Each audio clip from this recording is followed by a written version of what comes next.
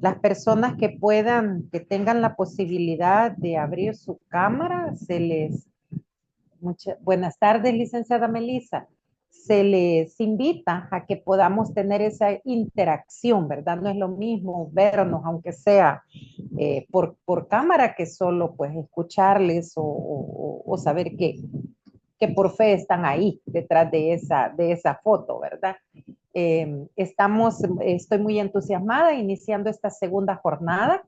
Si usted ya pudo darle una miradita a los materiales que les he colocado en la plataforma, verá que esta semana tiene un contenido muy denso, ¿verdad? Hablar de protección reforzada, no puedo dejar estándares internacionales fuera, no puedo dejar elementos o categorías jurídicas que hacen de esta protección reforzada que sea de esa manera. Así es de que voy a ir un poco, digamos, rapidito en esta exposición. Vamos a dejar las preguntas y observaciones o comentarios que ustedes tengan que hacer al final, porque también necesitamos retroalimentar el tema de la actividad. Ya les puse la actividad evaluada, ¿verdad? Es una sola actividad que se va a desarrollar en dos fases, la fase 1 y la fase 2. La fase 1, la elaboración de un diagnóstico integral de un caso que se les plantea, y la fase 3, la fase 2, después de hacer este diagnóstico, ustedes van a tener la oportunidad de diseñar un plan de restitución de derechos que calce, ¿verdad?, a las necesidades del caso que se les ha presentado. Esto es una enorme oportunidad que ustedes tienen para poner a prueba sus competencias, las competencias con las que entraron a este diplomado, las que ya han fortalecido o desarrollado en este punto de este proceso de formación profesional, de especialización profesional. Así es que véanlo como lo que es, como una oportunidad para poner a prueba, para fortalecer o para adquirir nuevas competencias, ¿verdad? Les he elaborado una guía, en la guía se explica paso a paso. La actividad es colaborativa, ustedes pueden conformar los grupos según su afinidad, pero un requisito les pido nada más, un criterio para conformar esos grupos. Bueno, dos criterios. Uno, que no sean menos de 3 personas ni más de 5. 3 es el mínimo y 5 es el máximo, número uno.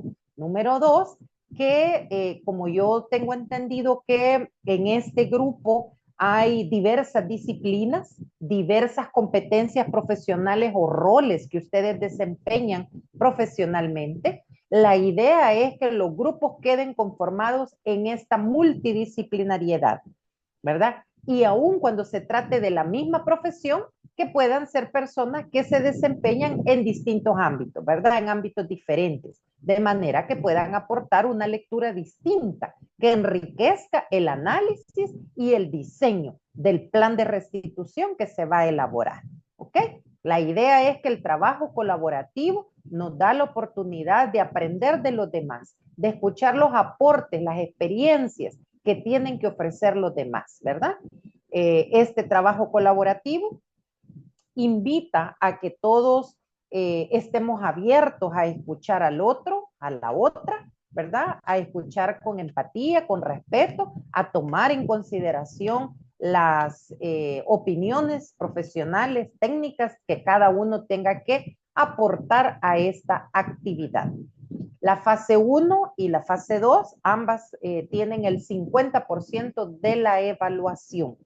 En la fase 2, cuando usted ya tiene diseñado el plan de restitución, ese plan, cada grupo va a subir un documento a la plataforma y lo vamos a exponer en la última sesión que vamos a tener, ¿verdad? Que va a ser virtual. Ya no vamos a tener, fue en las instrucciones que recibí para este módulo, ya no hay sesión presencial, sino que para la mayor comodidad de la mayoría de ustedes se dejó que sea en orden sincrónico. Entonces vamos a preparar una defensa, ¿verdad? Una defensa de esa propuesta de plan de restitución. Esa propuesta va a ser coevaluada por los otros grupos que van a hacer preguntas, ¿verdad? Van a cuestionar con el debido respeto, pero con el ánimo de enriquecer el debate en la última jornada, ¿verdad? Así es que léanla detenidamente, organícese en grupos, ¿verdad? Tienen tiempo suficiente para organizarse, hacer la investigación y realizar este paso a paso. Cualquier duda o inquietud me la hacen saber por la plataforma, ya sea por la mensajería o por el foro, que también he abierto ahí un espacio para preguntas o inquietudes, o incluso comentarios que quieran hacer. Yo estoy pendiente de ese foro.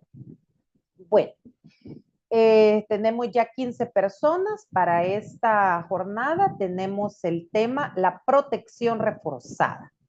Como decía, es un tema bastante denso, pero rico en conocimiento, muy abundante en estándares internacionales de derechos humanos. Así es que tome nota para las que las preguntas o comentarios los vamos a hacer al final. Cuando hablamos de protección reforzada, lo vimos la semana pasada, a diferencia de la protección especial. La protección reforzada implica, ¿verdad? Un reforzamiento, una dosis más alta de mecanismos de protección a las personas. No podemos hablar de una protección reforzada sin incluir las características, las categorías jurídicas de interseccionalidad y debida diligencia al menos. Debo decir que hay algunos aportes jurisprudenciales de organismos internacionales de derechos humanos que incluyen otras categorizaciones jurídicas a la protección reforzada. Para efectos de este diplomado, nos vamos a quedar con estas dos, que a mi criterio son las que no pueden faltar. Vamos a ver entonces de la protección reforzada, pasamos a la interseccionalidad, la debida diligencia y finalizamos con el interés superior, ¿verdad? Cada uno de estos aspectos, personas participantes, le va a servir a usted para darle cumplimiento a los criterios de evaluación en la actividad formativa, la actividad sumativa que vamos a tener, ¿verdad? Esta actividad del plan de restitución. Justamente esto es lo que a usted le va a dar, lo que yo voy a evaluar, si usted ha podido desarrollar estas competencias, no solo el conocimiento teórico, sino ese conocimiento empírico, es decir, que usted ya va a ponerlo en la práctica, ¿verdad? De eso se trata, de que podamos nosotros sobrepasar nuestros límites, esos límites que a veces solo están en nuestra mente, ¿verdad? Pero una vez tengamos la base teórica, tenemos toda la capacidad para poder dar ese plus a nuestra actividad profesional. Esto de la protección reforzada viene a propósito, ¿verdad? En cuanto a niños, niñas y adolescentes, este término de protección reforzada se usa indistintamente al tema de mujeres, al tema, por ejemplo, de las personas en el ámbito laboral, se usa también en el ámbito de la niñez y adolescencia, personas con discapacidad o en violencia de género, ¿verdad? Por eso es una categoría jurídica que recoge todas esas condiciones que se suman en la vulnerabilidad de las personas y que es necesario visibilizarlas. Es en la observación general 17, la opinión consultiva 17 de la Corte Interamericana de Derechos Humanos sobre la condición jurídica de los derechos humanos del niño. Esta es una opinión consultiva que ha marcado la pauta, ¿verdad?, para el tema de la condición jurídica de la niñez y adolescencia, que viene en consonancia, viene El análisis se desprende desde la Convención Americana de Derechos Humanos, pero pasa, ¿verdad?, por matizarla, por enlazarla con la Convención sobre los Derechos del Niño.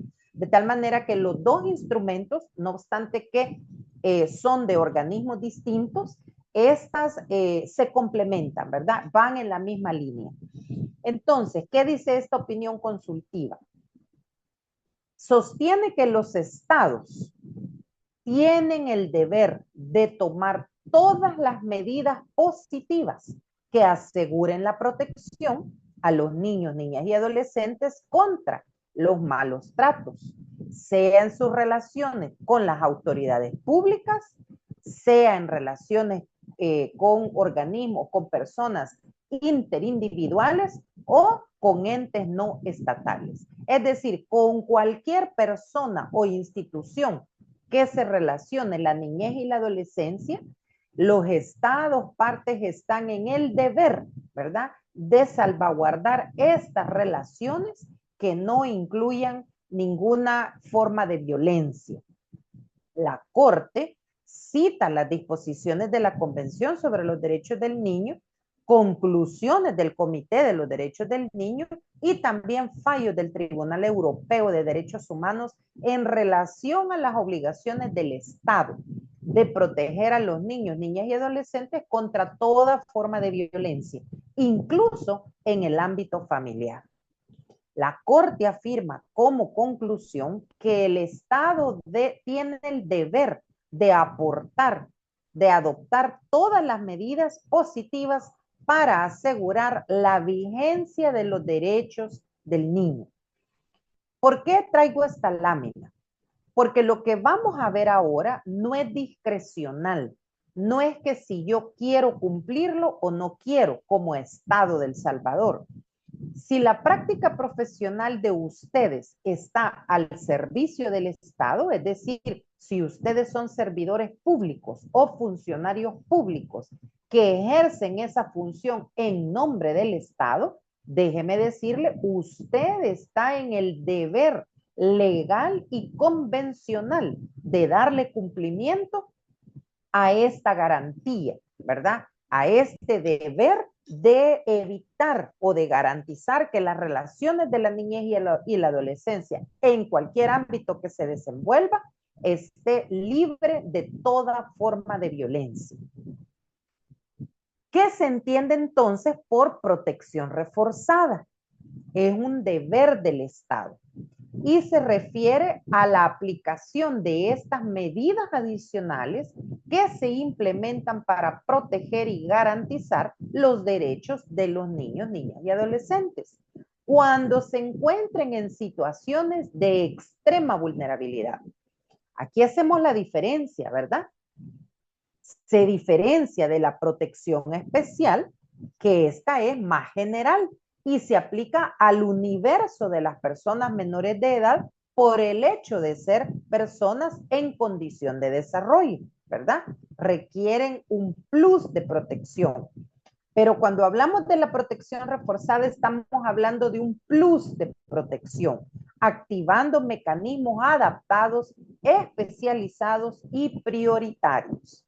Es importante que usted en su práctica profesional distinga cuándo es que usted está en función de ser garante de una protección especial, porque usted trabaja con niñez y adolescencia, usted está obligado a garantizar esa protección especial en consideración a que son personas menores de edad. Pero también usted está en la obligación de advertir que si además de ser menor de edad confluyen otras condiciones que hacen esa condición de vulnerabilidad mucho más apremiante, mucho más gravosa, entonces usted debe identificar, encender las alarmas para poder usted ser ese agente del Estado que garantiza la protección reforzada. Así tenemos entonces que partimos de la protección integral de la niñez y adolescencia, que vimos que no es más que el conjunto de acciones, políticas, planes y programas que con prioridad absoluta se dictan y ejecutan desde el Estado Fíjese, la protección integral abarca las acciones, las políticas, los planes y los programas, ¿verdad? Que se ejecutan desde el Estado. ¿Con qué finalidad? De garantizar el goce efectivo de los derechos del universo de la niñez y la adolescencia, sin discriminación, al tiempo que atiende también condiciones especiales. Aquí viene la protección reforzada, ¿verdad? En que se encuentra esta población. Entonces, esa protección integral pasa a otro estadio, digamos, a otra condición que es la protección especial. Es esa tutela genérica que reciben todos los niños por el simple hecho de encontrarse en una etapa de desarrollo madurativo, físico y cognitivo. Y por eso el artículo 19 de la Convención sobre los Derechos del Niño y el artículo 5 de la Convención Americana y el 5 de la Convención sobre los Derechos del Niño establecen esa obligación de los estados de garantizar esta protección genérica. Pero también cuando los niños, niñas y adolescentes están en una condición más gravosa, entonces se reconoce también la necesidad, la obligación del Estado de intensificar la protección. Y entonces estamos en presencia de un estándar intensificado por interseccionalidad o vulnerabilidad agravada, ¿verdad? Que impacta en los deberes del Estado. Ese deber del Estado para garantizar esta protección reforzada tiene que atenderla con la debida diligencia. Además, en igualdad, sin discriminar a las personas menores de edad, no importa su condición o la condición de sus progenitores o responsables. Que esta protección reforzada atienda a su interés superior, como adoptando mecanismos adaptados a los niños, especializados y con carácter urgente, ¿verdad? Fíjense cómo va en escalada los niveles de protección. Entonces, la protección reforzada es un estándar de la protección especial. De acuerdo al artículo 19 de la Convención Americana, lo que dice este artículo es que el Estado debe dictar mecanismos, acciones positivas, dice, ¿verdad?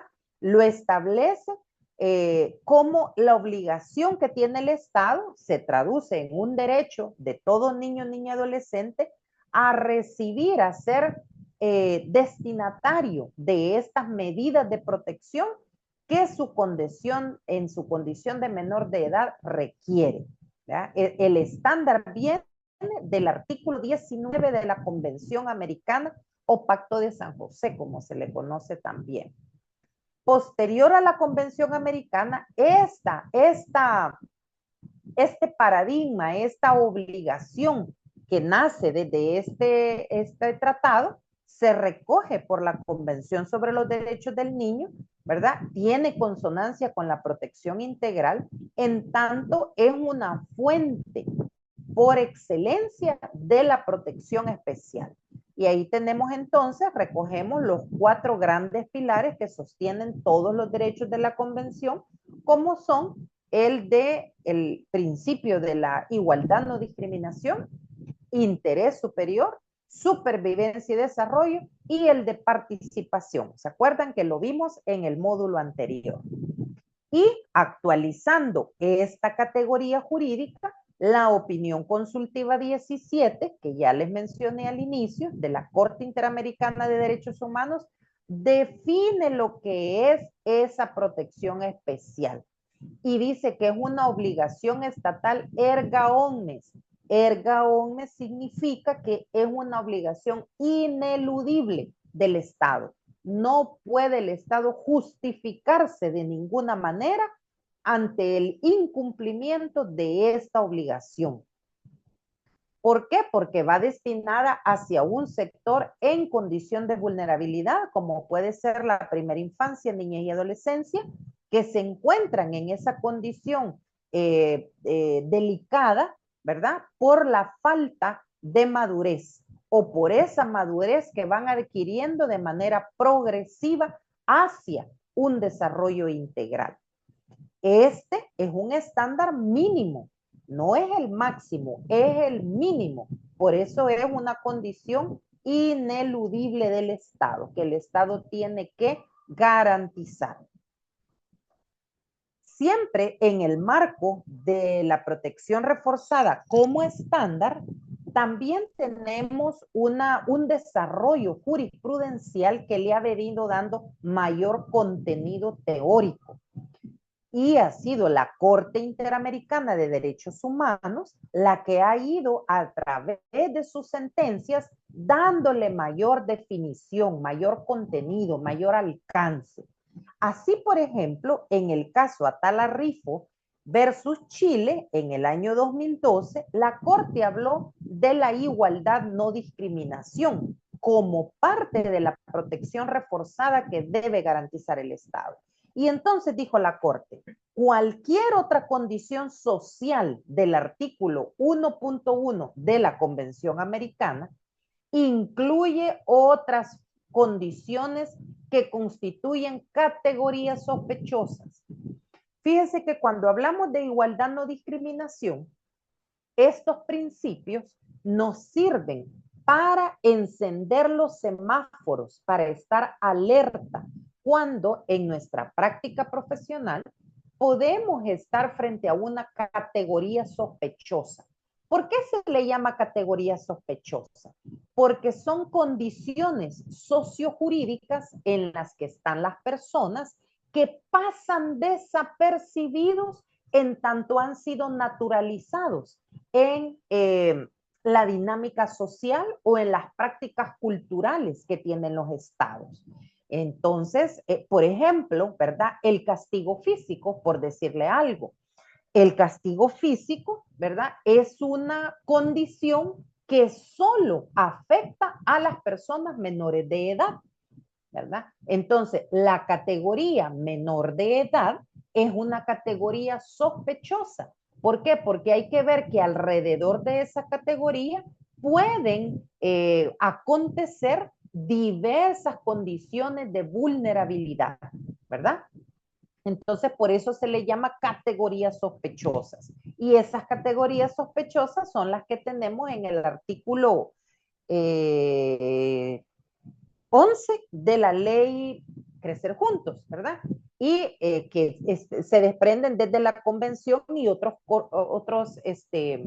tratados internacionales de derechos humanos. Estas categorías normalmente son la edad, el sexo, una condición de discapacidad, el origen de las personas, por aquello de que sean personas de pueblos originarios, ¿verdad? Son categorías que pueden generar algún tipo de discriminación en las personas para el ejercicio de los derechos. Entonces, por eso se le llama categorías sospechosas y las más comunes son estos: la raza, la etnia, el domicilio incluso de las personas, su condición religiosa o la práctica religiosa, ¿verdad? Todas esas cuestiones que pueden ocasionar discriminación. Estas distinciones, entonces, que hace el Estado, se basan en categorías de las que el Estado debe presumir su invalidez, ¿verdad? Porque por ello, en tanto se presumen inválidas, el Estado tiene la obligación de visibilizarlas para que la práctica profesional de sus agentes, ¿verdad?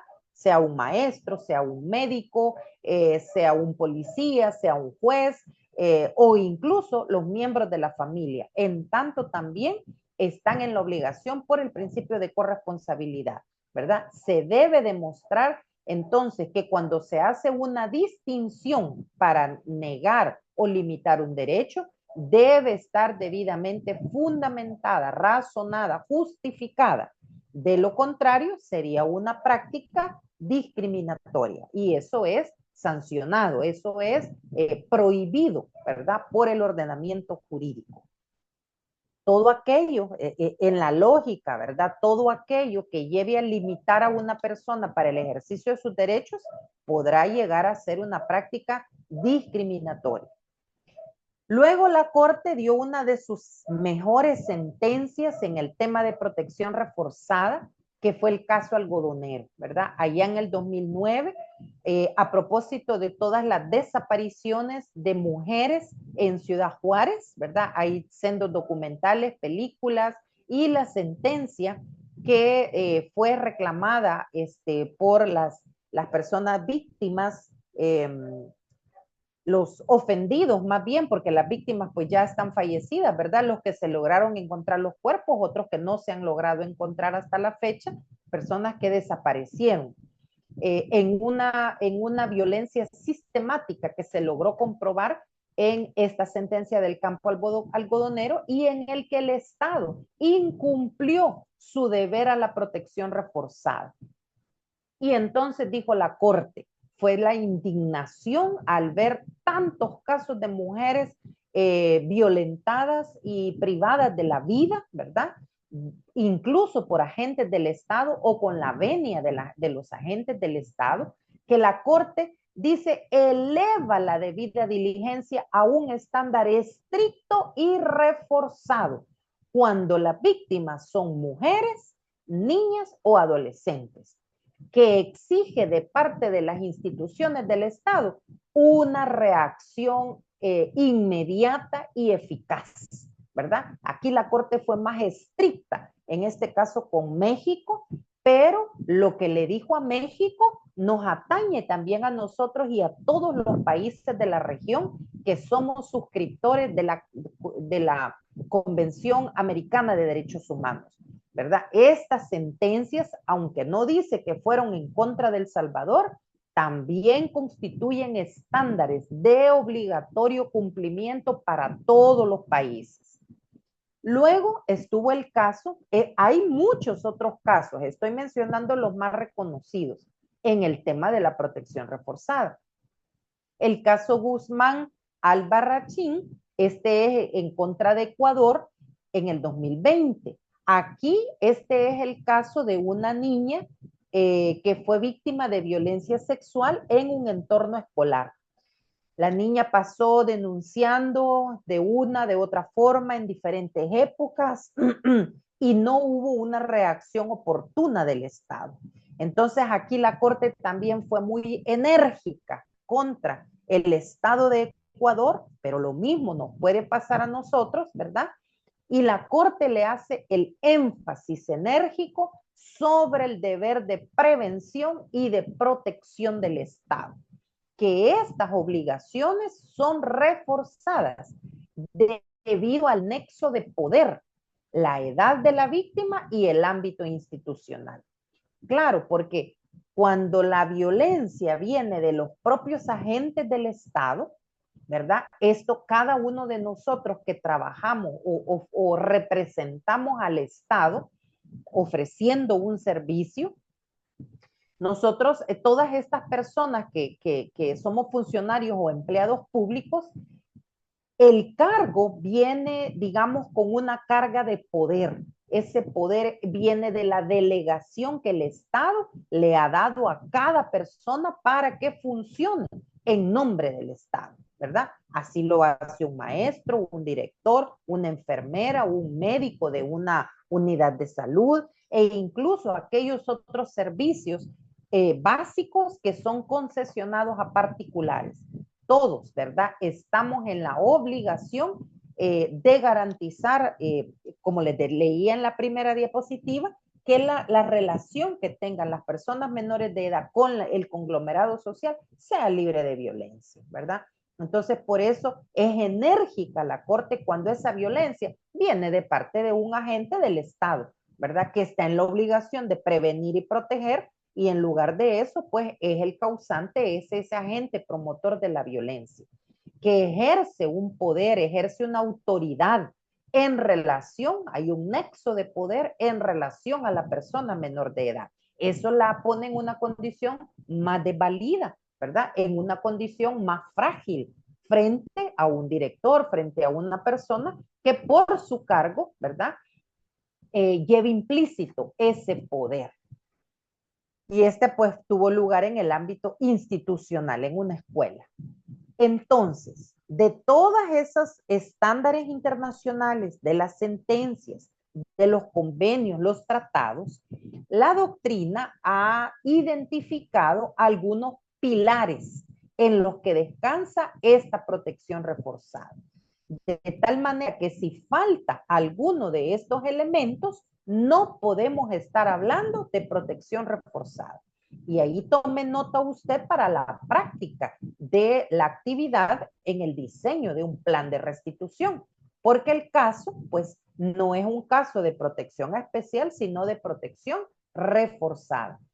Y dicho sea de paso, usted puede, para darle rienda suelta a la aplicación de estos pilares de la protección reforzada, usted puede incluso nutrir, ¿verdad? El caso que se le ha presentado, no tiene que quedarse con la literalidad. Si a usted le da más la creatividad para hacer el caso mucho más agravante, mucho más apremiante, hágalo. Está en esa libertad, ¿verdad? Porque usted mismo está elevando la exigencia profesional y eso está bien.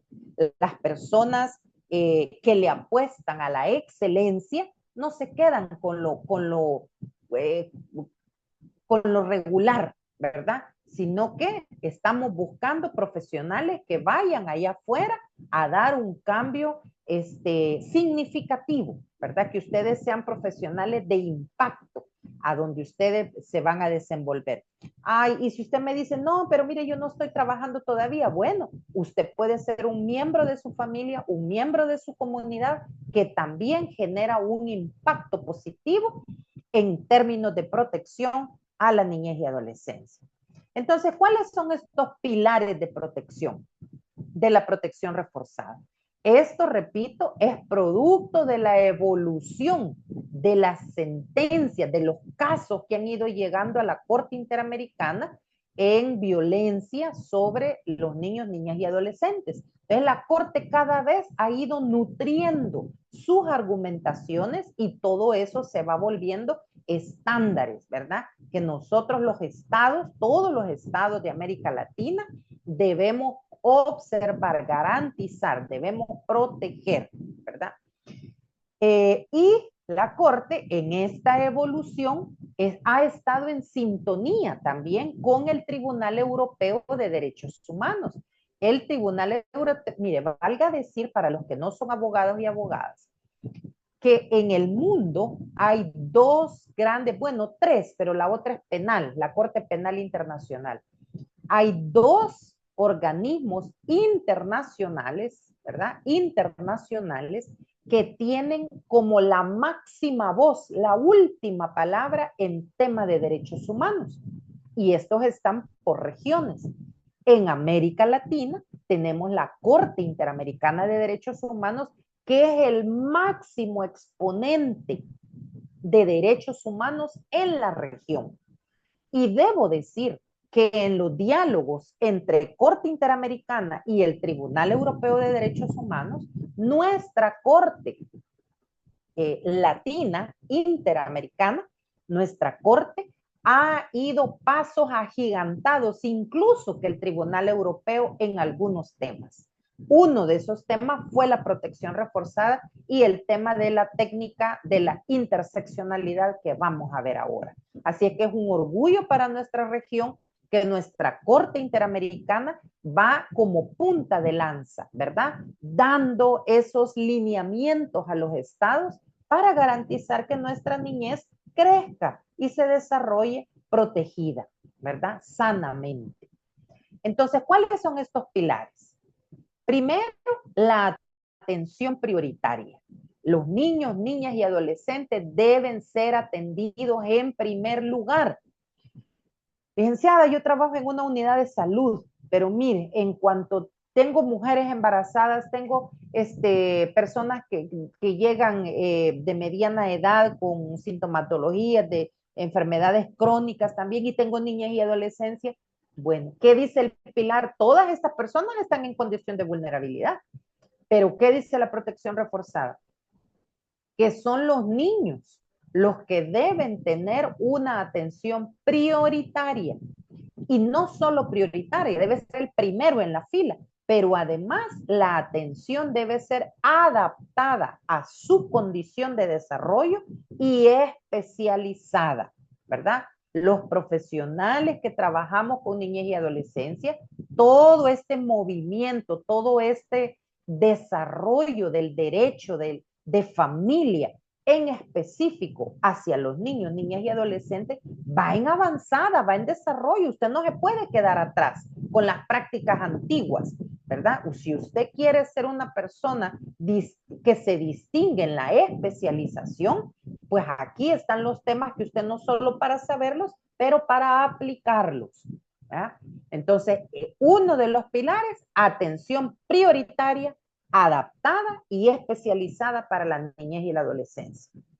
Esto también incluye que toda la atención de los niños lleve como enfoque, lleve como un enfoque transversal el interés superior. Es decir, que todas las decisiones que se tomen en estas atenciones, atención en salud, atención en educación, ¿verdad? Que tengan por norte, que tengan como condición sine qua non, ¿verdad? Como requisito indispensable, el interés superior. ¿Y qué es el interés superior? Ahora lo vamos a ver, pero en términos sencillos es lo que sea mejor, lo más favorable al niño, niña, adolescente en ese momento de su vida, porque puede ser que a la semana sean otras las condiciones. Entonces, en ese momento que se brinda esa atención o se toma esa decisión, deberá ser la que más garantice los derechos y el desarrollo integral a nuestros niños, niñas y adolescentes.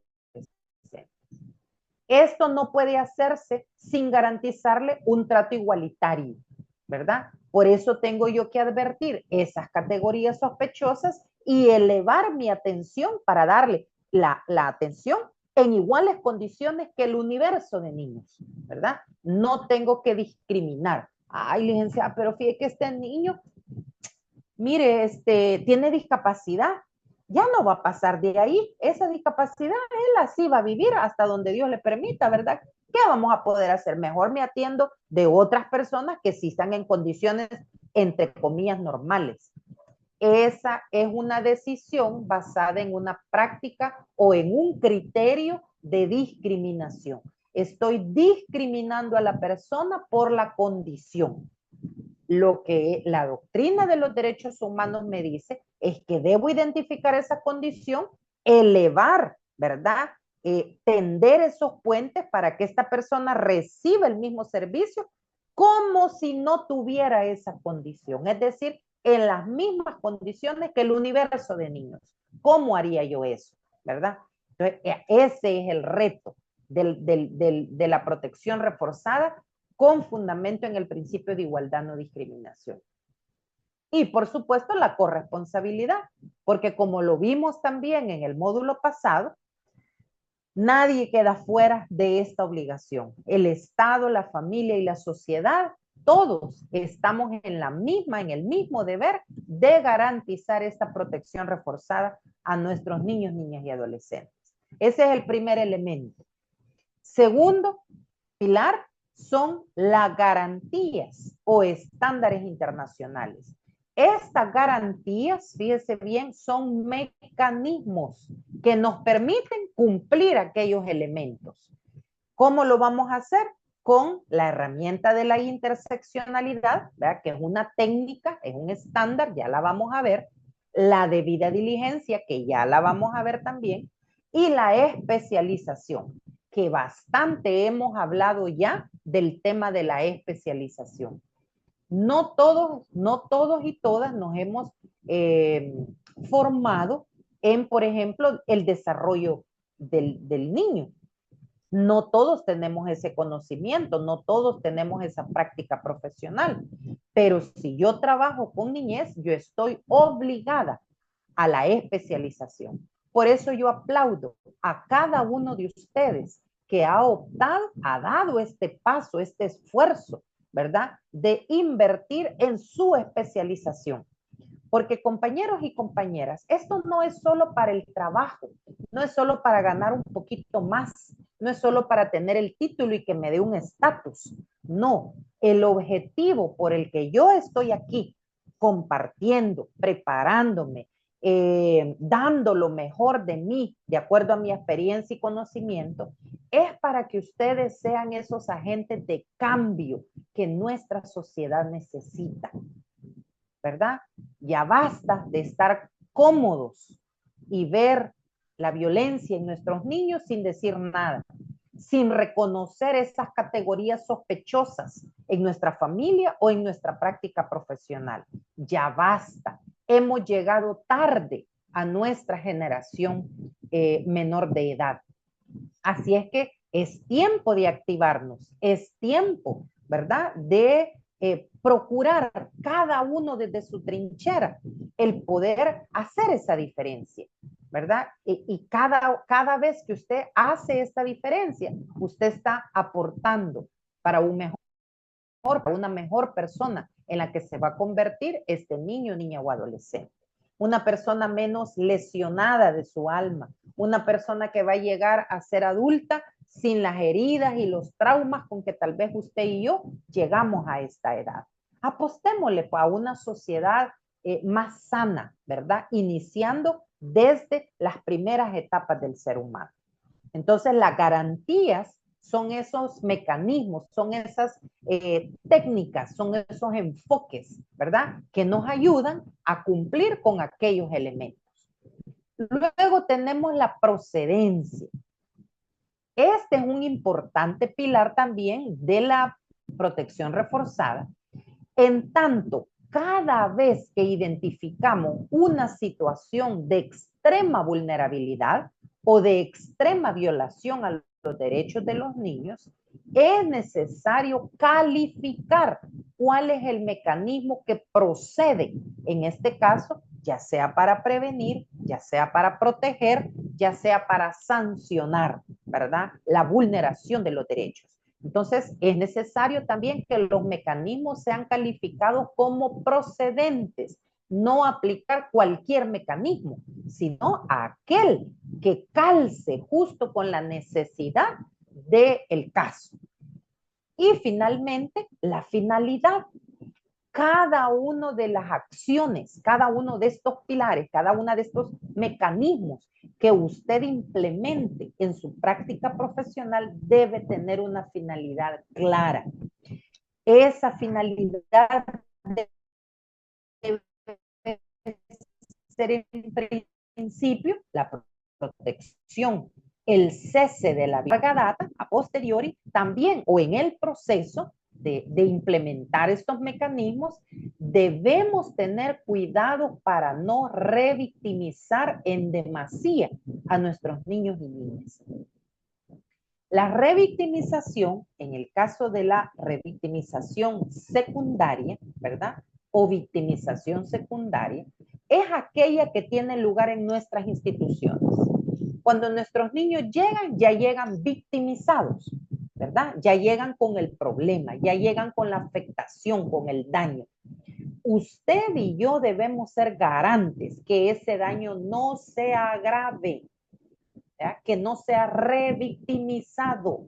Y volveme a contar cómo fue lo que te pasó. Pero es que yo no entiendo bien. ¿Y por qué hiciste eso? ¿Y por qué no le dijiste a tu mamá? El trato abusivo, ¿verdad? Voceando a los niños. El por qué es una pregunta revictimizante, porque está trasladando la responsabilidad al niño. Esa pregunta no se hace, el por qué no se les pregunta a los niños. Aparte que ellos, dependiendo de la edad, no va a poder contestarle. Entonces, la revictimización, por favor, alerta, ¿verdad? Que su práctica, que su diálogo con los niños y niñas sea un diálogo respetuoso, atentos a los riesgos, cuidadosos. Otro que puede ser también como finalidad es el acceso a la justicia. Es triste cuando usted y yo, por prácticas que damos por sentadas, estamos negando el acceso a la justicia a nuestros niños. Ay, no, otro expediente que me pasan a mí. ¿Y por qué no se lo pasan al compañero? Siempre yo. Mira cuántos tengo yo y el niño esperando. Compañeros y compañeras, El dar un servicio, el dar atenciones a la niñez y a la adolescencia es un privilegio. Es un privilegio. Usted no está ahí por casualidad, ¿verdad? Porque no había otro. No, usted está ahí porque tiene que cumplir un deber de trascendencia internacional. Internacional. Atender a los niños garantizando el acceso a la justicia. No le ponga trabas, no le ponga obstáculos, no le ponga retrasos, ¿verdad? Sea una persona diligente en la atención a los niños. Garantice el debido proceso. Esté alerta, esté atento. Aquí quizás hace falta que la mamá esté presente, que el papá esté presente por el tema de la representación. Es una garantía para el niño, ¿verdad? Es necesario estar atento al acceso a la justicia, el debido proceso, que son todas estas garantías, ¿verdad? Que hay que cuidar para que los procesos sean legales y sean justos al final. Y la revictimización, ¿verdad? Atentos, todos atentos y atentas. Entonces, para profundizar un poco estos pilares de la protección reforzada, aquí les dejo yo algunas otras nociones sobre las categorías sospechosas que ha dicho la Corte Interamericana de Derechos Humanos, ¿verdad? Aquí les dejo unos apuntes sobre los casos de jurisprudencia de la Corte y lo que usted debe, con lo que usted se tiene que quedar es que las categorías sospechosas son criterios prohibidos. Usted no puede fundamentar la negación a un servicio, ¿verdad? Como le decía, porque el niño tiene una discapacidad que no va a cambiar. ¿Y para qué me voy yo a apurar? Siempre va a estar ahí vegetal. Yo no voy a cambiarle la condición. Ay, la licenciada dijo que había que darle prioridad. No, si así se va a quedar toda la vida. Categoría sospechosa. Y en tanto es sospechosa, está prohibida. Usted no puede fundamentar la negación a un servicio basado en estas categorías, porque lo que usted está haciendo se llama discriminación. Y la discriminación es una violación grave a los derechos de cualquier persona, ¿verdad? No se pueden hacer precisiones, no se pueden hacer distinciones sobre estas condiciones de las personas para negar o limitar un derecho, ¿verdad? Entonces, aquí les dejo estos apuntes que ha dicho la Corte Interamericana acerca de la igualdad no discriminación.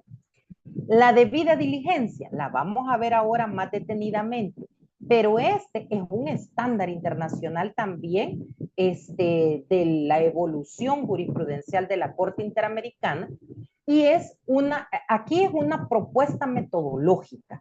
La debida diligencia es una norma de conducta que debe ser entendida como un enfoque regulatorio que no solo obliga a los estados a adoptar acciones regulatorias, sino también garantiza la efectividad en la práctica.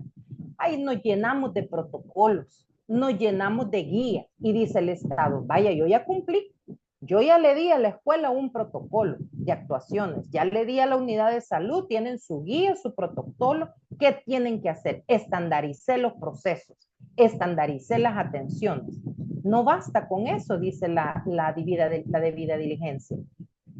Si este protocolo, si este mecanismo no garantiza la efectividad en la práctica diaria, si no garantiza que ese derecho sea sustentado a los niños, que sea solventado a los niños. Esta es una técnica y es un estándar de comportamiento. Yo como operario en nombre del Estado debo ser eficaz. Debo ser eficaz. Es mi comportamiento, como yo, ¿verdad? Si soy de las personas que le pongo traba a los niños, que me voy a comer el mango ahorita en mi tiempo de refrigerio, hay que espere, ¿verdad? Esas prácticas ya no pueden ser toleradas. Tenemos que tener ya un respeto, ¿verdad? Hacia nuestros niños y niñas. Si fueran nuestros hijos, no pensaríamos de esa forma. Hasta que nos afecta a alguien cercano a nosotros, entonces cambia el chip. Aquí la idea es que veamos en cada niño, niña, adolescente mi responsabilidad en tanto yo soy un agente del Estado. Y si yo no soy un agente del Estado, formo parte de una sociedad, ¿verdad? Y esa sociedad también me conmina a mí a estar vigilante. Y si tampoco yo no me siento parte de la sociedad, bueno, alguna familia tengo, soy parte de una familia. También en mi rol familiar, en mi pequeño universo familiar, también estoy obligado. De manera que todos y todas debemos ser diligentes, ¿verdad? En esta metodología, lo que la doctrina dice es que la debida diligencia va en la línea de prevenir, investigar y sancionar, ¿verdad? Los hechos violatorios de los derechos humanos de los niños. Es una obligación también de prevención y de protección. O sea, no es fácil. Esto de la debida diligencia tiene al menos 5 componentes que ya los vamos a ver. La atención priorizada y adaptada a la niñez y adolescencia. ¿Qué significa eso? ¿Qué tengo que entender, verdad, por esta justicia adaptada? Y no vea la justicia solo desde la administración de justicia. También tenemos que ver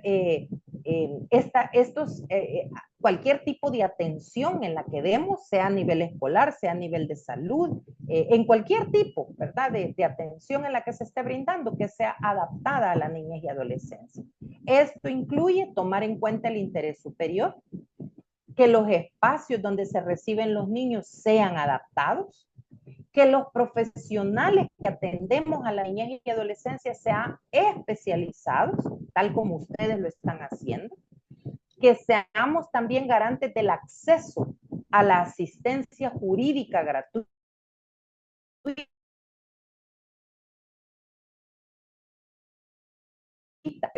pero si yo soy abogado en el libre ejercicio y sé de un caso, ¿verdad?, de un niño, niña, adolescente que necesita intervenir, accionar a alguna institución, puedo prestar mis servicios de forma gratuita. De esa manera estoy dando también una justicia adaptada, ¿verdad?, a los niños y niñas. Reducir la duración de los procedimientos. El tiempo, venimos diciendo y sigo haciendo hincapié, no transcurre igual para los adultos que para los niños. No es lo mismo que yo me espere 4 meses para que me den la cita, ¿verdad?, médica. Puedo esperar tal vez 4 meses, voy a llegar ya más enfermo, pero voy a llegar si Dios quiere. Pero en los niños, ¿verdad?, el tiempo, la duración que le demos a la satisfacción de sus necesidades e intereses, que estos se traducen en derechos, pueden tener un daño irreparable. ¿Por qué? Porque son personas que están en desarrollo, ¿verdad?, por su condición. Otro elemento muy importante que también atraviesa todos estos procesos es la protección a la intimidad y a la confidencialidad. ¿Cuántas veces llegan a nuestros casos, a nuestros despachos, a nuestros escritorios, niños y niñas víctimas de algún tipo de abuso, ¿verdad? De cualquier tipo de abuso que puede dañar o comprometer su dignidad, su intimidad? No podemos, la niña abusada, por favor. La niña de la violación, aquella, ¿te acordás? No, por favor. Eso es ir en contra del respeto a la persona, en primer lugar. Segundo lugar, que la atención que yo estoy dando no está guardando la intimidad ni la confidencialidad. Y esto también se puede constituir en que usted sea un agente activo de violación a los derechos fundamentales de la niñez y adolescencia. Cualquier persona conocedora de estos temas escucha que usted en su ámbito profesional se dirige de esa forma a una persona menor de edad, puede perfectamente ir a denunciarla a la Junta de Protección, ¿verdad? Porque usted ha vulnerado el derecho a la confidencialidad del caso de la persona, o que usted ha dañado, ha infringido la intimidad, la imagen de la persona menor de edad. Y usted puede enfrentar un proceso, ¿verdad? Y si lo hace en el ejercicio de su profesión, puede incluso acarrear sanciones pecuniarias en un procedimiento para aplicación de sanciones de los que está facultada la Junta de Protección de la Niñez y Adolescencia, ¿verdad? Y finalmente, la cooperación interdisciplinar, que ya estuvimos hablando también la semana pasada.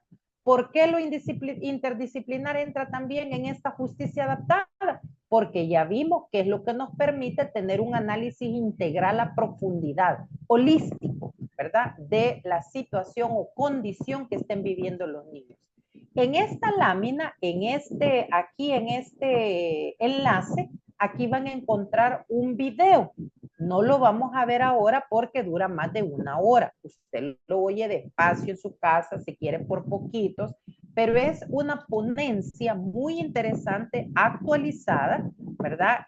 Sobre la justicia adaptada. Da ejemplos de casos, la doctora me pareció muy interesante para que usted enriquezca su acervo profesional también.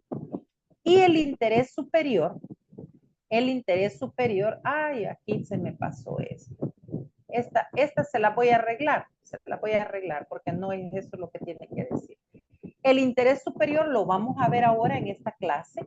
El interés superior es un derecho, es un principio y es una norma de procedimiento que tiene que dársele cumplimiento en todas las atenciones y decisiones que tomemos en relación a los niños, niñas y adolescentes. Hasta ahí, digamos, nos queda la protección reforzada y los pilares que la sostienen. Vamos a ver ahora uno de esos pilares, que es la interseccionalidad. ¿Qué es la interseccionalidad? Este es otro estándar, ¿verdad? Que acompaña, es compañero de la protección reforzada. No podemos hablar de protección reforzada sin el enfoque interseccional. También se le conoce como la discriminación múltiple.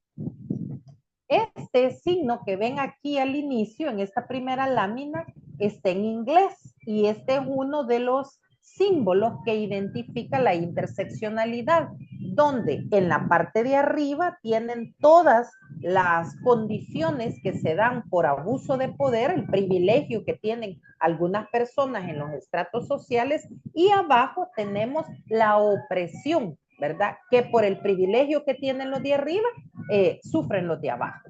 Es como ilustrativo, ¿verdad? De la interseccionalidad. ¿Qué es esta categoría? Esta es un enfoque, es una herramienta también la interseccionalidad, que subraya, pone énfasis en las categorías género, sexo, etnia, clase social, orientación sexual, entre otras. Aquí puede estar también la edad, ¿verdad? La discapacidad también son otras categorías, pero lo que la interseccionalidad analiza como herramienta es cómo todas estas categorías se entrelazan y profundizan la vulnerabilidad o la afectación que sufren las personas. Y ya vamos a ver algunos ejemplos, cómo estas se interrelacionan. La interseccionalidad, esta lámina también ahí le muestra las diferentes categorías, ¿verdad? Estas categorías sospechosas, la raza, el grupo étnico, la edad, orientación sexual, identidad de género, las creencias religiosas, la nacionalidad, discapacidad, estatus económico e incluso la ubicación geográfica. En países como el nuestro ha habido tan arraigada el paradigma que mencionar que uno vive de algunas zonas del país puede provocar un trato diferenciado, un trato desigual, ¿verdad? Un trato discriminatorio. ¿Por qué? Porque uno viene de una zona que está estigmatizada. Y eso es algo que vivimos aquí en El Salvador, ¿verdad? Entonces, por eso, estas son las diferentes capas de las desigualdades. La interseccionalidad es una herramienta que permite dimensionar la complejidad, el entrelazamiento de estas diferentes dimensiones de la vida social de las personas y cómo afecta en la vida para disponer mecanismos de prevención, ay, de prevención, atención y protección, ¿verdad? Esa es como la finalidad. Aquí vamos a ver más a detalle la finalidad. En este también les dejo un video para que ustedes lo vean con más detenimiento. La finalidad de esta herramienta, de este estándar, este enfoque de la interseccionalidad es comprender. Esto nos ayuda a comprender cómo ocurre la injusticia sistemática y la desigualdad social como base, desde una base multidimensional. Dicho de otras palabras, la interseccionalidad, cuando tenemos una mirada interseccional a un fenómeno como el que ustedes van a estudiar en su actividad, esto les va a ayudar a comprender, ¿verdad? Cómo la injusticia social se vuelve sistemática. Uno y otro son prácticas enquistadas en la sociedad y sus instituciones que provocan desigualdad, ¿verdad? Esta finalidad nos va ilustrando también que la herramienta sirve, es una categoría de análisis para referir los componentes que confluyen en un mismo caso, multiplicando las desventajas y discriminaciones.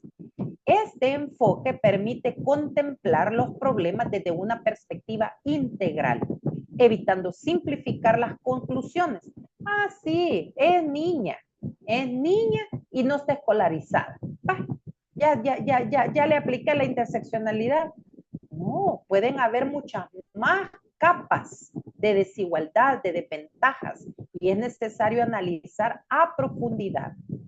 Si los abogados y abogadas que presentan sus demandas en los tribunales o en las juntas de protección o que analizan un caso, ¿verdad? Un fenómeno dentro de las escuelas o dentro de una unidad de salud, aplicaran esto en el día a día, se le diera una respuesta no por salir del paso, una respuesta no por ese problema que se acontece ese día, sino un problema de raíz, un problema que sea atendido de raíz. Eso es a lo que nos lleva la interseccionalidad, ¿verdad? Es una categoría que fue implementada por Kimberly Crenshaw allá por 1989. Esta era una mujer afrodescendiente que pertenecía, de las primeras mujeres que pertenecieron al ejército de los Estados Unidos de América, y ella observó cómo habían ciertas desigualdades, ciertas condiciones que solo se les aplicaban a las mujeres, ¿verdad? Entonces, esto fue generando, irle dando estos matices, estos contenidos a la herramienta, el enfoque de la interseccionalidad. Aquí le traigo algunos ejemplos sobre, por ejemplo, el género y la discapacidad. La interseccionalidad permite trascender de la idea de una doble discriminación, como esa que le estoy presentando, género y discapacidad, a la idea, ¿verdad?, de que puede hacer una suma de elementos, de condiciones o formas de discriminación, que si yo no las identifico, no las voy a atender, no las voy a proteger, no las voy a sancionar, porque no las estoy viendo, no estoy escarbando más allá, solo me quedo con lo que está a la vista, ¿verdad?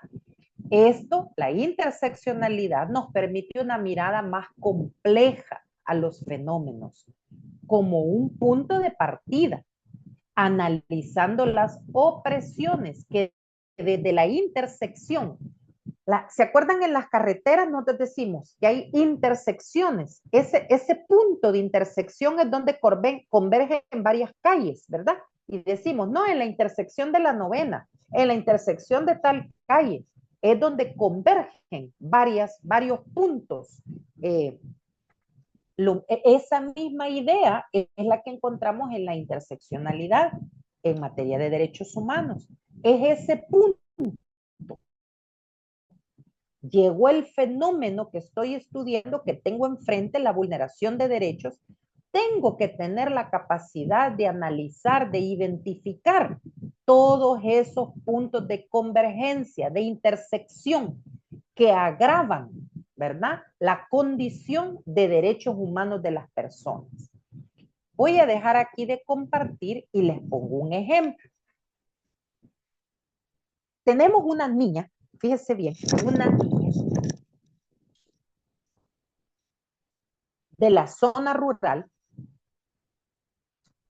desplazada interna, tuvo que moverse obligadamente, desplazada forzosa, ¿verdad? Del territorio, huyendo de la violencia con su mamá.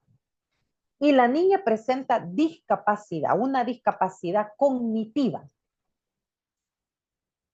Le pregunto a usted, estas mismas condiciones en un niño del sexo masculino,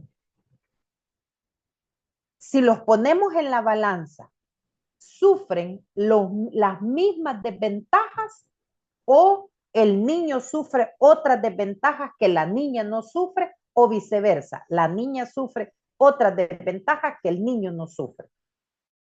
Ambos son de la zona rural, desplazados forzosos, internos en el Estado y con discapacidad cognitiva. Ya con toda esta explicación de la interseccionalidad, ajá, dice licenciada María Cristina, la niña sufre condiciones adicionales. ¿Cuáles son esas condiciones adicionales?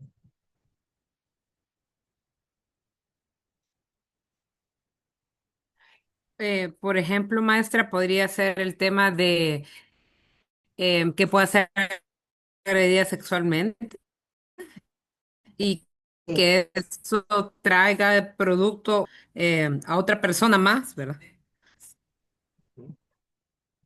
Exactamente. Y de hecho ocurre. No es cierto que el niño, por ser del sexo masculino, no puede ser objeto también de una agresión sexual. No estigmaticemos que este hecho de violencia solo recae en las niñas. No, también hay niños en menor grado, pero los hay. Pero el niño no va a quedar embarazado, la niña sí. Esa es una condición que solo pesa en las niñas. Entonces las niñas enfrentan, ¿verdad? Cuando hacemos ese análisis interseccional, se van desplegando, van saliendo a la luz otras capas, ¿verdad? De desigualdad o de desventaja que pesan en las personas, que pesan en las personas.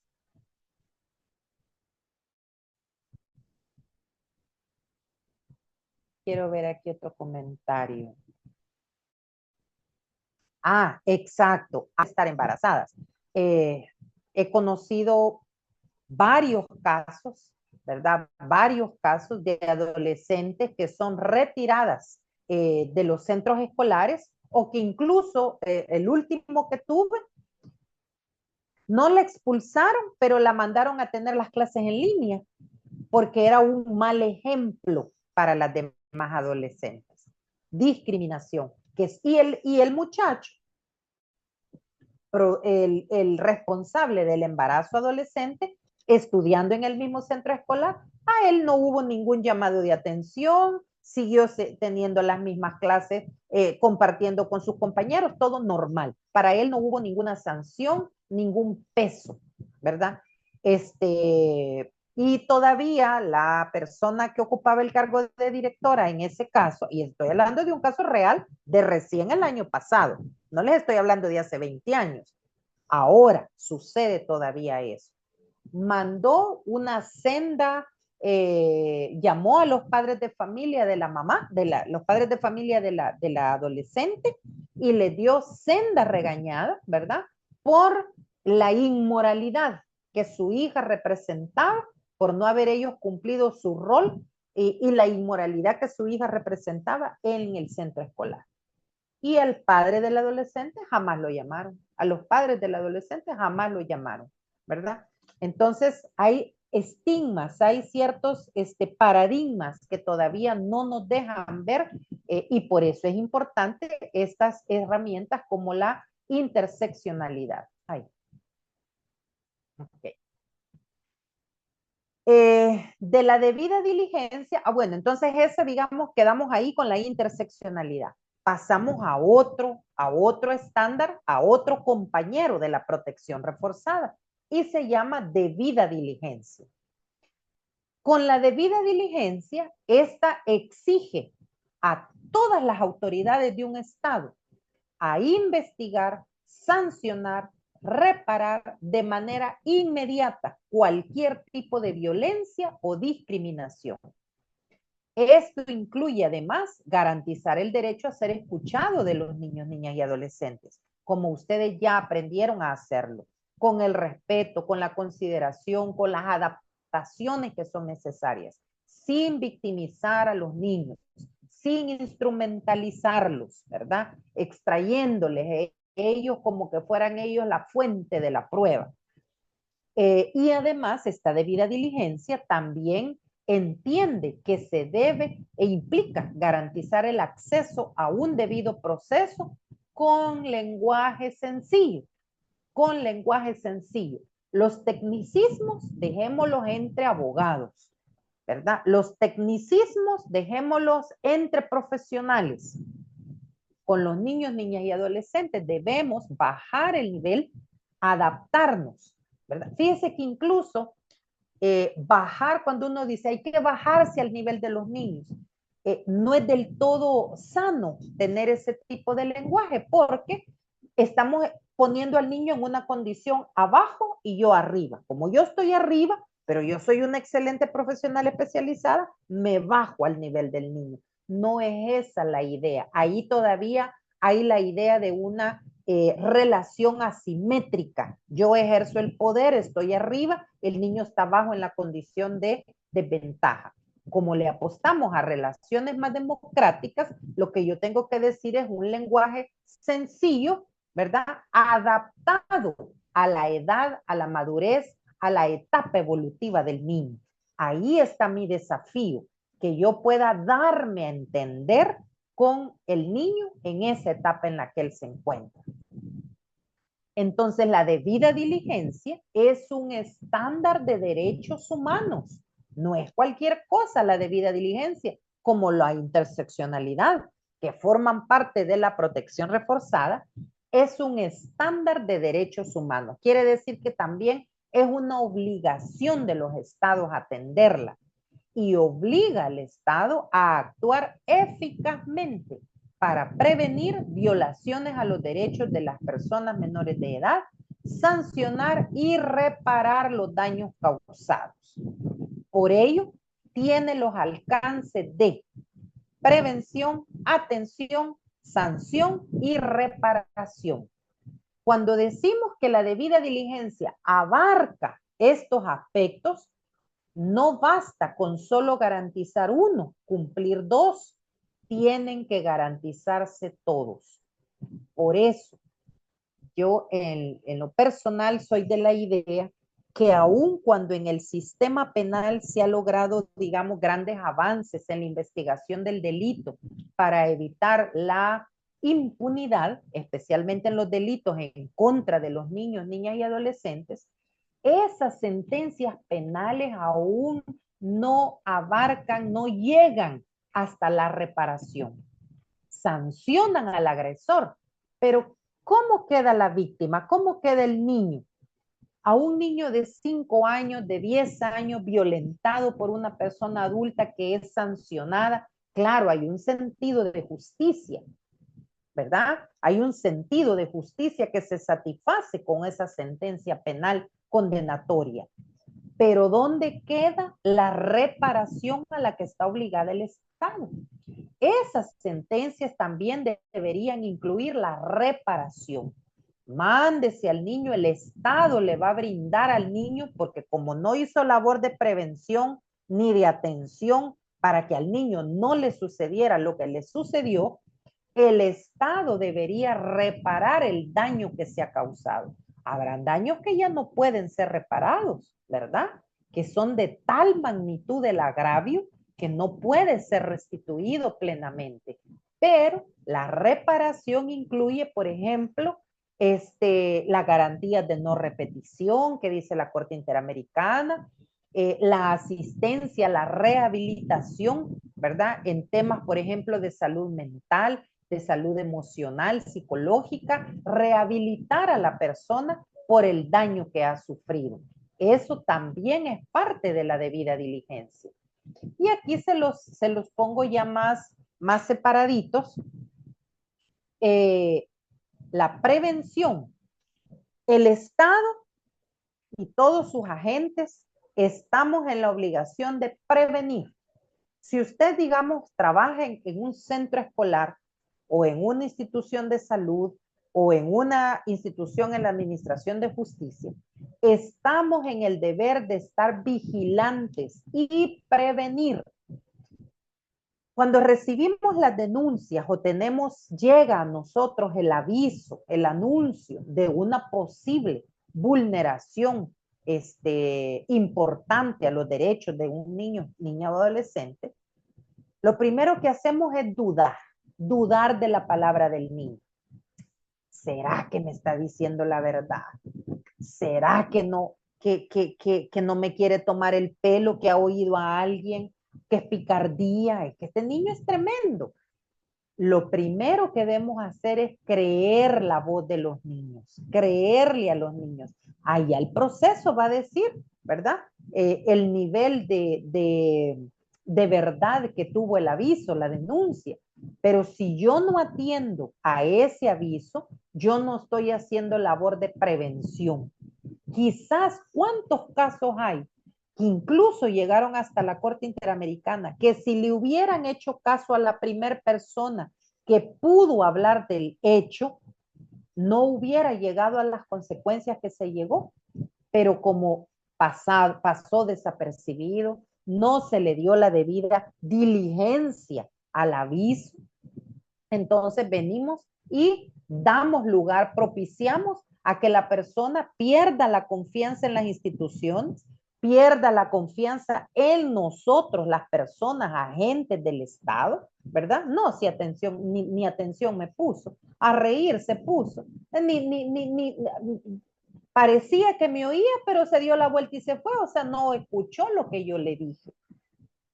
Allá en los meses ya resulta el daño mayor. Prevención, estar atentos, atentas a nuestros niños y niñas. Ya falló la prevención, dar la atención en debida forma. Esa atención debe ser especializada por profesionales que han estudiado, que se han capacitado, que han reforzado sus competencias para dar esta protección reforzada. Esta atención debe ser oportuna, debe ser atinada al caso, debe ser pertinente, sin instrumentalizar, como lo dijimos antes, ni revictimizar a los niños. Vaya, ya le brindé la atención, licenciada. No basta quedarnos ahí, sigue luego la protección. ¿Qué puedo hacer para que esto cese, para que no le vuelva a pasar esto al niño? Debo activar los mecanismos de la protección. Activé los mecanismos de protección, ¿ok? Entonces ahora hay que investigar. La investigación, la mayoría de los casos se caen por falta de investigación. Y pongo el relojito de arena porque la investigación si llega tarde, la escena del delito ya se contaminó, se perdió la evidencia, la persona agresora ya se fue, salió del país, se dio cuenta que pusieron la denuncia y se fue huyendo. Se perdió el elemento de la investigación si esta investigación no es oportuna, no es eficaz, ¿verdad? Y aquí también opera el guardar la confidencialidad en el marco de la investigación, la confidencialidad y el derecho a la intimidad y a la propia imagen del niño, niña, adolescente que se ha visto involucrado en el hecho agravante, ¿verdad? En el hecho grave de vulneración a sus derechos. Si la investigación es exitosa, si la investigación aplica la debida diligencia, aplica la interseccionalidad, esa protección reforzada llegó a tiempo, cerrando las fronteras, para que esta persona no se pueda ir del país, ¿verdad? Se hizo todo lo adecuado en su momento, llegamos al otro estamento de la debida diligencia, que es la sanción. tenemos ya todos los elementos para procurar la justicia, ¿verdad? Establecer la responsabilidad de la persona infractora. Pero como decía antes, da un sentido de justicia la sanción, pero necesitamos ir más allá en temas de reparación. ¿Cómo voy a reparar el daño causado? ¿Qué medidas, mecanismos voy a implementar para reparar ese daño, para rehabilitar a la persona, ¿verdad? Para que no quede marcada de por vida por este suceso. Entonces, todos estos estadios deben cumplirse para garantizar la debida diligencia. No sé en cuál de estas etapas está usted. Lo que sí debe usted saber es que en cualquiera de estas etapas,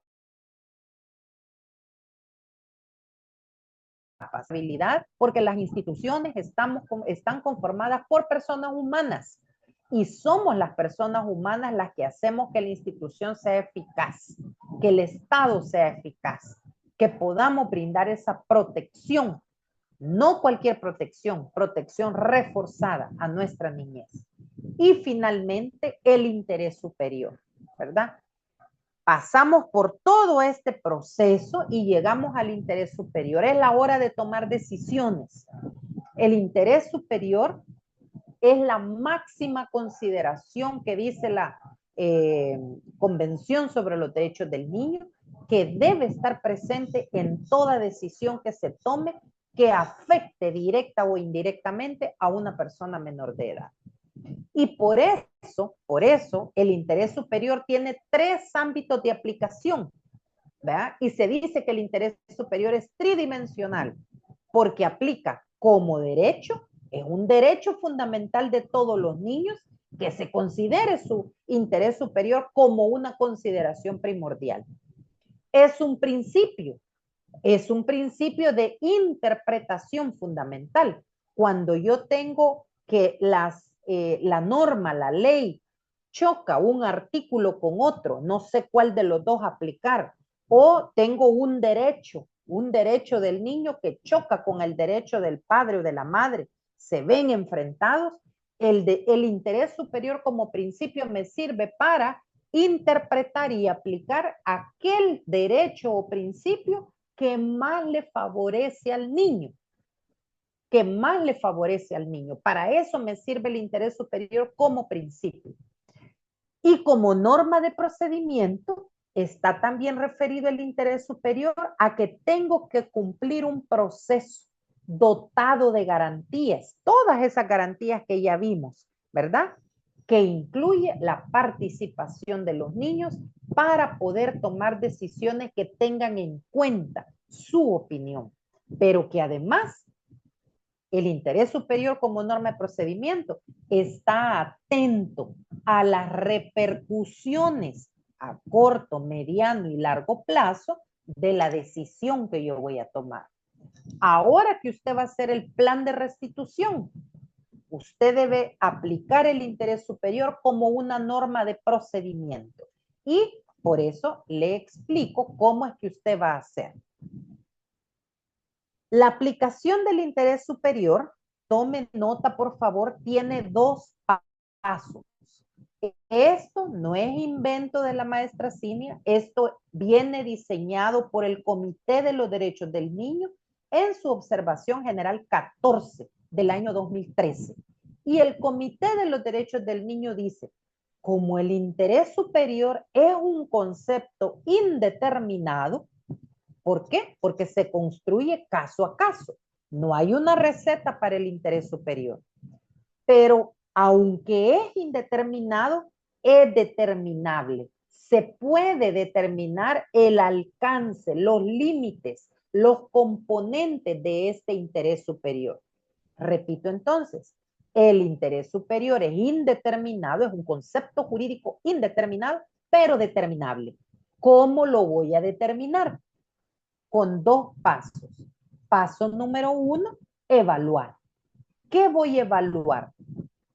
Cada una de esas pelotitas de colores le indica a usted o le recuerda, mi idea es que a usted le recuerde los diferentes elementos que giran alrededor de la persona menor de edad.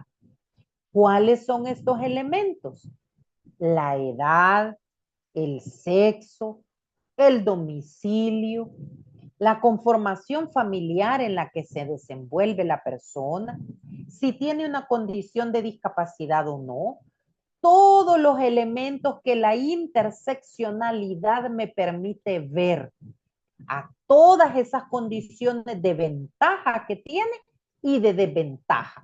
Yo voy a sacar un listado de todos esos elementos. Según sea la profundidad en el diagnóstico que yo haga, así voy a identificar. Aquí me sirve la multidisciplina, ¿verdad? Me sirve la interseccionalidad, me sirve atender a la igualdad, no discriminación, viendo esas categorías sospechosas. Entonces, yo identifico esos elementos, los enlisto, ¿verdad?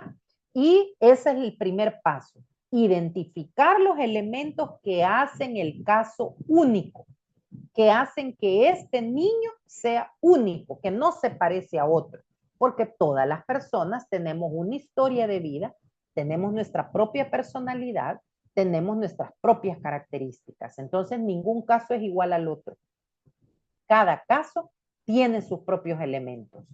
Vaya, licenciada, ya saqué todos los elementos. ¿Qué hago ahora? En este primer paso de evaluar, listo los elementos y luego de eso, yo ahora los voy a ponderar, los voy a ordenar por orden de importancia o de nivel de afectación en la vida del niño. Vida, supervivencia y desarrollo, acceso a servicios básicos, condiciones de salud. Yo los voy a ir ordenando, ¿verdad? En un nivel de importancia o trascendencia en la vida del niño. Eso es el ejercicio de ponderar los elementos, ¿verdad? Aquellos elementos que sean pertinentes, los extraigo de la persona del niño y de todo su contexto, el contexto escolar, el contexto familiar, el contexto comunitario, todo lo que me permita ver todas las condiciones del niño. Teniendo estos elementos, los voy a ordenar por orden de importancia o de trascendencia en la vida del niño, ¿verdad? Primer paso. Pasamos al segundo paso. Esta ponderación me la traigo al segundo paso, que se llama determinar. Para determinar el interés superior, yo tengo que elaborar un proceso estructurado. El interés superior, mis estimados y estimadas, no puede estar flotando en el aire. Debe estar cimentado en procesos estructurados, ¿verdad? En procesos. Estos procesos deben observar la garantía del acceso a la justicia de las personas menores de edad. Por ejemplo, la consideración a su opinión. Esa es una garantía, es un derecho que tienen los niños. En este proceso yo debo asegurar que el niño ha participado del proceso, que lo ha hecho informado, ha estado debidamente, todo lo que hicimos allá se recuerdan en el módulo anterior, que esté informado, que sean ambientes amigables y adaptados a los niños, que podamos permitirle a los niños ejercer el ejercicio progresivo de las facultades según sea su madurez, según sea su condición, la estimulación y la información que ellos tengan. Aquí estoy estructurando el proceso, ¿verdad? Y estoy observando las garantías. ¿Este niño ha estado respaldado por sus representantes legales? ¿Son sus representantes legales los que lo están victimando a él? Entonces le tengo que asegurar una representación, ya sea por la Procuraduría o por un abogado particular que vele por esa protección jurídica del niño, porque no lo están haciendo sus padres. Esa es la observancia a la garantía, que no necesitamos ser abogados para entenderlos, ¿verdad? La lógica le indica a uno. Y cuando ya tengo todo esto, entonces hago yo un ejercicio de argumentación, un ejercicio intelectivo, ¿verdad? Aquí le desgloso el primer paso, evaluar, ¿verdad? Pero quiero irme aquí, esta lámina, que es la de la ponderación, o sea, el segundo paso que es determinar el interés superior.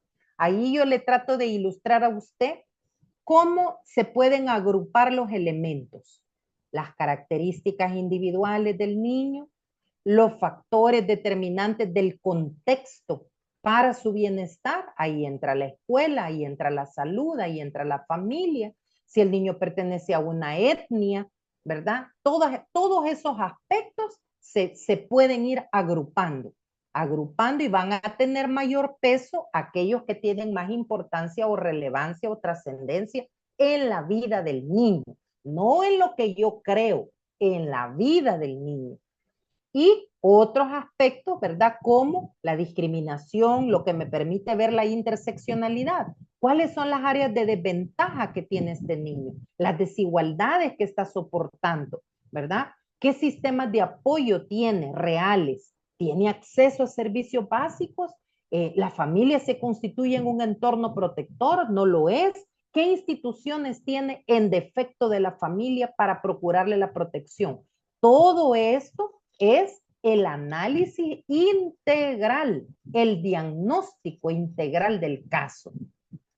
Si yo no logro profundizar, ¿verdad?, en todas estas capas, la respuesta que yo dé como institución o como funcionario o empleado va a ser insuficiente, no va a satisfacer el interés superior de la niñez y la adolescencia. Entonces, eso, digamos, es básicamente el reto que les traigo ahora, ¿verdad? El reto que les traigo ahora. Tienen ustedes toda la base ahora teórica, la explicación la que les he podido brindar ahora. Sé que ha sido bastante, pero he tratado de condensar lo más importante para que usted tenga las herramientas, ¿verdad? Y usted se vuelva en ese agente protector que puede usted garantizar la protección reforzada a través de la debida diligencia, de la aplicación de la herramienta o el enfoque de la interseccionalidad y el interés superior. Mire, son 4 grandes categorías jurídicas que yo le digo, usted está adquiriendo ahorita un conocimiento que le da un plus a su ejercicio profesional. Así es que logré salir con el tiempo, pensé que no me iba a dar, pero sí logré salir con el tiempo. Podemos tomarnos unos 5 minutitos, me gustaría oír retroalimentación de parte de ustedes, qué piensa de todo esto que ahora le he compartido, que tiene ahí herramientas, tiene más también herramientas bibliográficas para que usted pueda aplicar todo esto en la actividad que vamos a hacer, donde yo necesito evaluar si usted logró desarrollar estas competencias. Ese es el reto. Así que les escucho.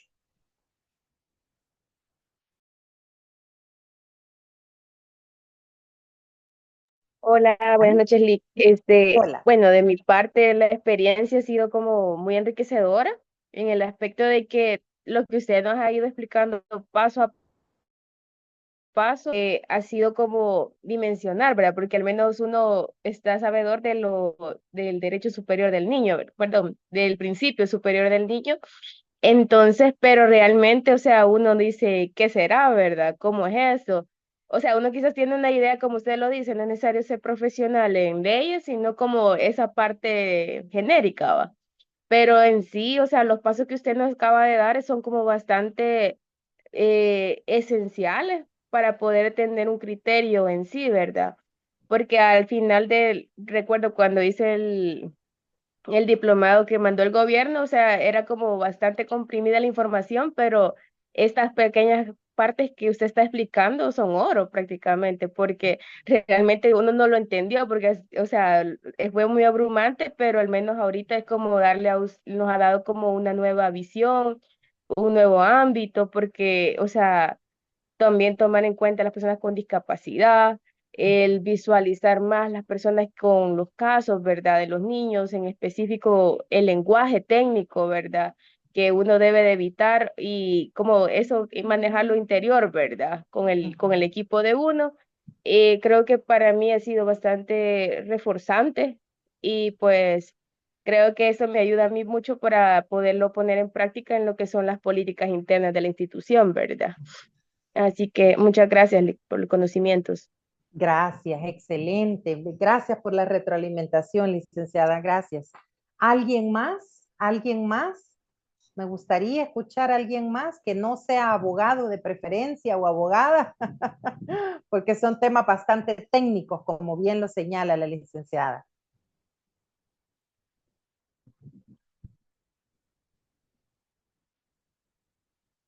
Ajá. Quizás yo porque,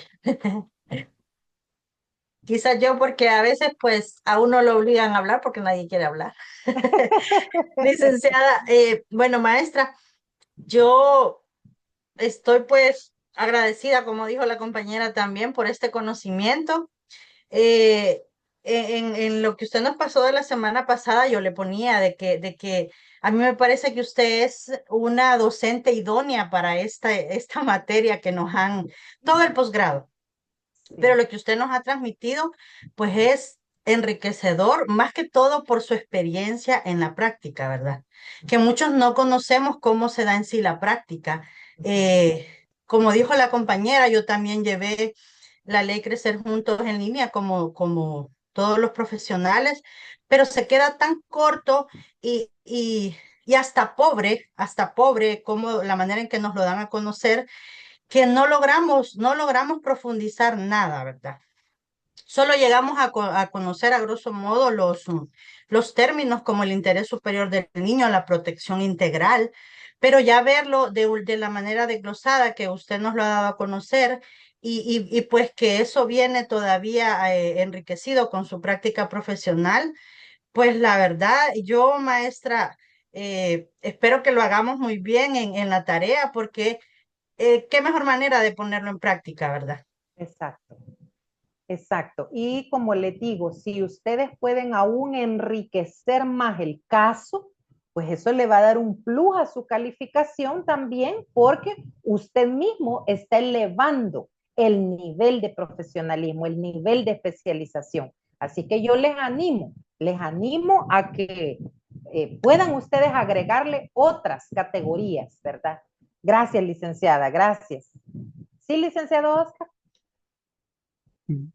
No, respecto a lo último que estuvimos viendo sobre el superior del niño, estaba viendo que lo que hay que ponderar son desde de los cuatro niveles, desde las características individuales, familiares, comunitarias y nacionales o regionales, es decir, comprender todo lo que atañe al niño desde su persona, la familia, aspectos como la violencia que son tan comunes como en las comunidades y en el país.